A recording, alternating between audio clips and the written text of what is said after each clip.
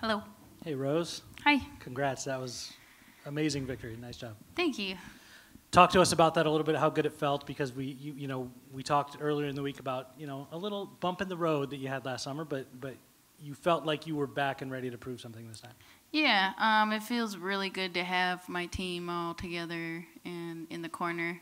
Yeah, I don't know. I just was flowing out there. I had a little bit of like, I had to get my movement kind of, I felt like I made a few mistakes in the first round, but I just had to stay calm and go back to the corner and just take a deep breath. And second round, I knew it was going to come together. You were the betting favorite in this fight, but it felt like a lot of people completely overlooked you, like it was sort of a situation of what have you done for me lately, and she had done something lately and you hadn't necessarily. Right. Did it feel like that to you, and if so, how vindicated do you feel getting a win the way that you did? I don't know if it necessarily felt like that strongly to me, just because I don't really pay attention to that stuff anymore, It used to have an effect over my life, but I don't really pay attention. I mean, my phone has been off like almost the entire week, so to me, just eliminating those outside voices is the best, and just listening to you. And but yeah, that's kind of like what I expected, It's just part of the business. That's just how people think. The hardcore fans that are, about me, they always are going to support me, and I think that they're always going to, know that I'm capable of greatness. But yeah, I think that the kind of like uneducated fans were the ones that's like kind of behind the hype trains and stuff like that. But I don't know if she really had a hype train, because I mean she had a spectacular performance. I mean she was glowing at the weigh-ins, like she's on point.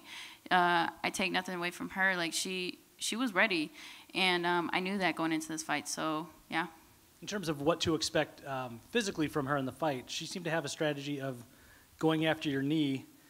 And in the second round, it seemed like you were kind of slapping at your knee and slapping at your leg as if you were inviting her, you know what, keep doing this because it doesn't bother me. Was that what you were trying to sort of say with that? Yeah, definitely like shutting down people's best, weapon is definitely the key to beating your opponents.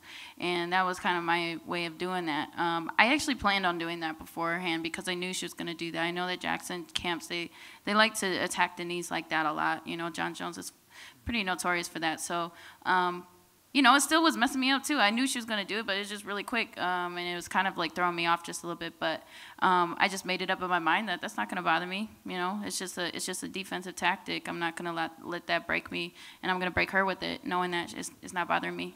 When Dana was in here earlier, he said he believes you are indeed ready for another title shot. What kind of, can you just kind of reiterate what kind of plan you have? I mean, are you ready for that to be the next one? If you need to take one or two in the meantime, is that what you're willing to do? What's the situation? Yeah, I mean, there's no need to get too specific just right this second, but I changed all my like email and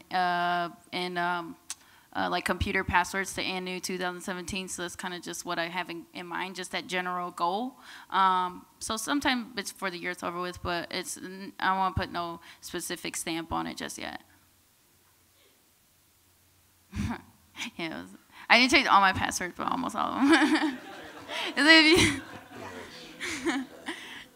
You gotta tell yourself these things. Rose, the big kick that landed, that really that changed the fight and hurt Michelle. Can you tell me a little bit about what you saw, maybe in the moments leading up to that showed you that maybe she was open, and then when you landed it, can you take me through that? Yeah, specifically, I remember.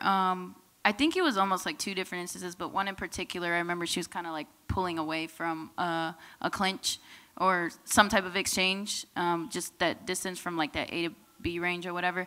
And I went to go throw a right hand, and it barely just missed her face. So I knew, or at least my body knew. I don't know if I particularly planned for it, but my body just kind of took over and knew that range was there with the kick rather than the punch.